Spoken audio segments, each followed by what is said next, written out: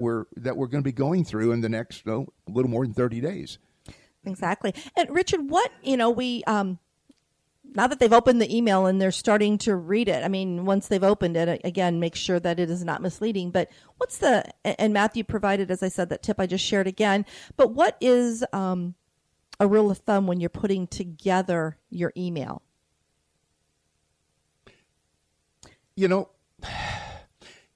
It's really difficult to go because everybody's got their own style, but you got to get to the point quickly.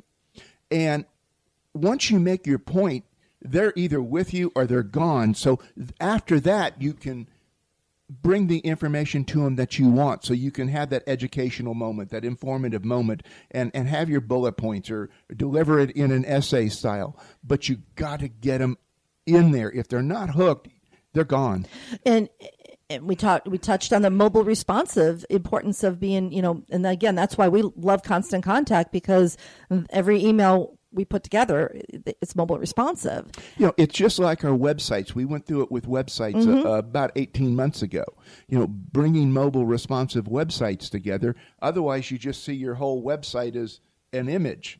Well, the same thing happens with your email. You don't want to look at your email as an image. You want them to be able to scroll through it and take their finger and go up and down and see what's in it. That's a very important point that you just made, Richard, because I do receive emails that when I receive them, I have my email inbox set that I have to actually give permission for an image to be opened up in my email box. And I do receive a number of emails that I couldn't even begin to tell you what was in the body of that email because it's all image. So that is another key tip you need to remember. Don't put your content in an image and not have any text in your email as well. You want to make sure that you have images that are appealing, and because visual is what really does create that call to action. Everyone will click on an image in an email, but you have to have the text in the body of the email that gives information about that. But if all I see is an email that comes through and it's just a big flyer and I have to open it, I do not. Or especially if it doesn't give me a link to go open it up and view it on the web. Correct. It's no different than Facebook. You try to put a meme together on Facebook that's selling. Hey, you've got very strict standards that you have to adhere to when you're putting text up there. It's not that Constant Contact or any of the other email service providers are saying you can't do it that way, but think of your audience. What does your audience want? What are they looking for? We've got opportunities for retail and for service-based companies to do a lot of promotion in the next 90 days coming into the holiday season. And yes, even service-based, even attorneys and accountants and consultants and all of that, people are looking for something, because you got to remember the thing that happens here starting in January for businesses is we start a lot of planning. Our mind starts going to what's happening in 17. We've already got our game plan laid out. We've got everything working in our marketing plan, business plan, all these things. So most of those processes have already occurred, and we're waiting to timeline them in. But you got to get the strategy portion of it going, where you have that 2017 Q1 in pre-production. Precisely. And in fact, come October, we have, just in the local area here in Brevard County, we have 3 different presentations on how to really rock your holiday marketing and drive traffic to and increase your revenues here during the holiday marketing season.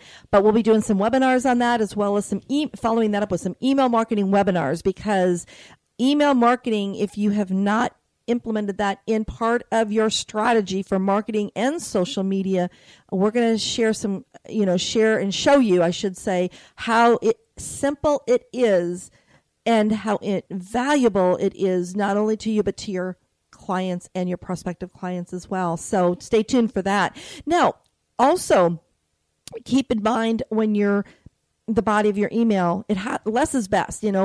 Long gone are those emails that we used to produce with the beautiful 3 columns and all the information from a month and, on and on and on and on. It went from paper newsletters to your email newsletters, and we used to take that same information and put it in. You really want to have one concise and clear message in the body of your email.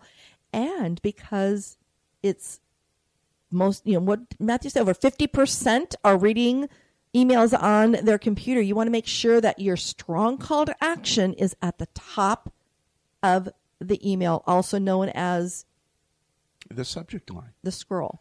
Scrolling. Yeah, the scroll. Yeah. Mm-hmm. So, and the scroll is even more important coming off of a laptop or desktop. When you're on your mobile devices, it's critical. Well, think of a newspaper. When you pick up a newspaper, it's folded. Mm-hmm. And the headlines are on that front page before you even open it up underneath the fold. So that's what you have to think about on your email. Everything has to be above that fold line. Look at the fold line.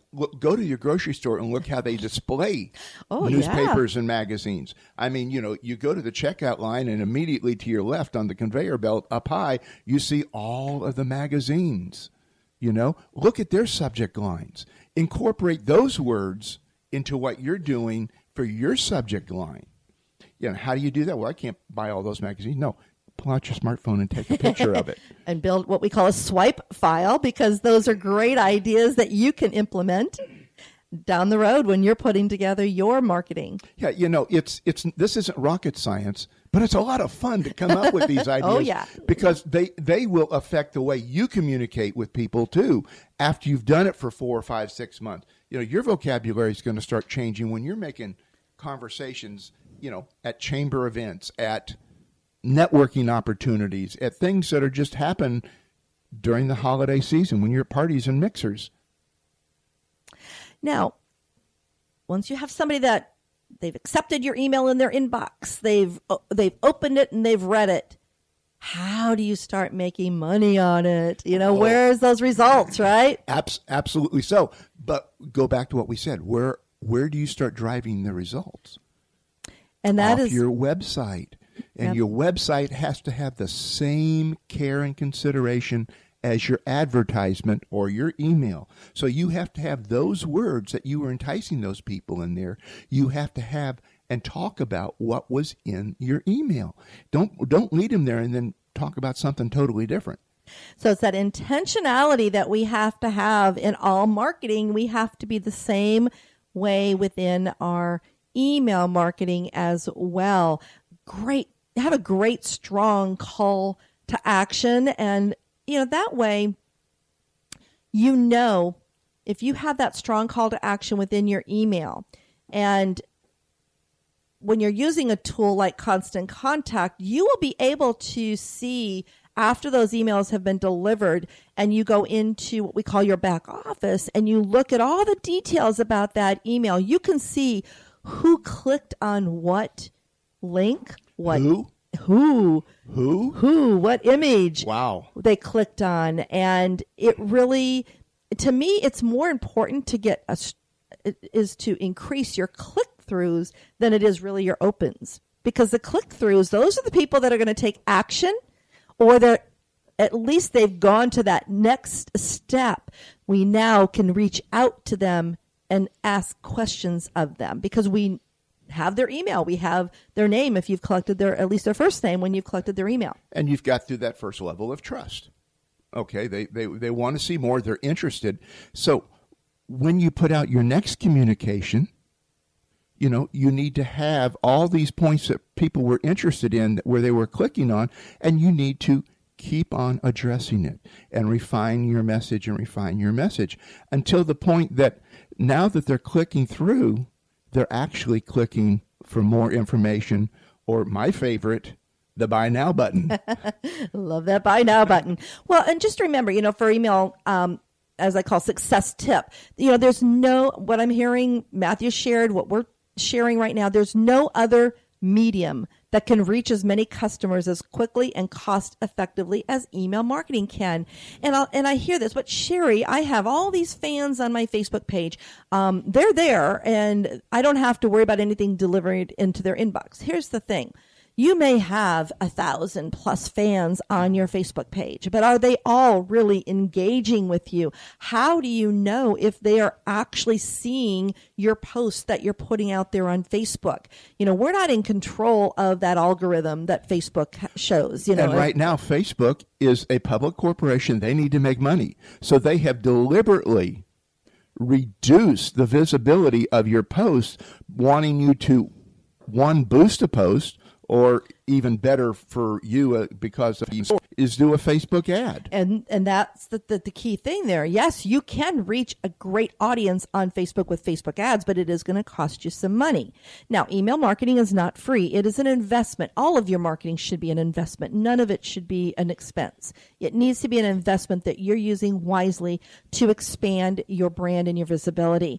But with email marketing, you're doing permission-based marketing. These people, they have said they want to hear more. So now don't mislead them. Don't be distrustful with them. Make sure that you're providing some great information that they find valuable and interesting so that they will definitely share it out as well. But because you have their email, you can really be in front of them more than you can on Facebook, because you may not have the emails of all those thousands of fans that you have. But again, there's a great tool that almost all email marketing tools provide, and that is a free app that you can place on not only your website, but also on your social media platforms so people can sign up. Constant Contact has that. You can actually place that application on your Facebook page and encourage and lead people to sign up for your email marketing. So then now you have not only them as a fan, but you have their email as well, and you can and you deliver right to their inbox. The inbox is what wins. Social media is too fast. I mean, I go through social media most every morning and a few times in the evening, but I can't remember half of what I saw this morning. And by tonight, I won't probably remember anything of what I saw this morning unless there was something in it that caused it to stand out. So, I mean, to me, that's one of the biggest benefits of email marketing. You're building an email marketing list. It's cost effective. It's a cost effective method of really maximizing your profit potential, but it's also a very smart way to minimize the time that you spend marketing and instead allow you to focus on growing your business, because we spend a lot of time trying to reach these fans. We try all sorts of things, but when you're sending your email out, you definitely know that you have been given permission to come into that inbox. So it does allow you to connect with your target audience, as well as help facilitate the process of an active subscriber becoming a customer. Yeah. What happens when we're sending out our email list and we see that it's a good email, but they're not opening it? How long do we let that go, or do we delete them? I mean, just a rule of thumb, and I know every individual is different, that we're going to be addressing, not us, but when's enough? I love that question, and I do hear that a lot, because I know people say, well, I'm sending these emails out and they're not opening them, and I'm going to get charged if I have those emails in my email list, so I'm going to get rid of them. I'll tell you what, I've heard too many stories, and we've experienced it as well, that someone they may not take action when they see an email coming through, but they do look. They may see it on social media, because especially if you're sharing your emails out on social media as well. My rule of thumb is, unless it is a bad email, do not remove it. Those individuals that no longer want to hear from you will opt out of your list, and don't get upset about it. Be thankful, because now you're not being a pest to them. And you know what? They can always come back. And I've done that with lists. And you have enough room to put somebody that might be interested in there. Yes. So I normally, when I look over my stats on my email that goes out, I always, look at the end of the week, I check it throughout the week, but at the end of the week, I will actually do a sort to see emails that have coming up as no longer, they've either been suspended or they're no longer a good email. I will go, and again, what I love about Constant Contact, I can click on that email and I can go see how the history of all the emails I've sent to that person. What do you mean by history? I can click on the email, And in my back office, in the contact area, of my connections, I can actually see how long I've been sending emails to them, whether they've ever opened it, whether it's always bounced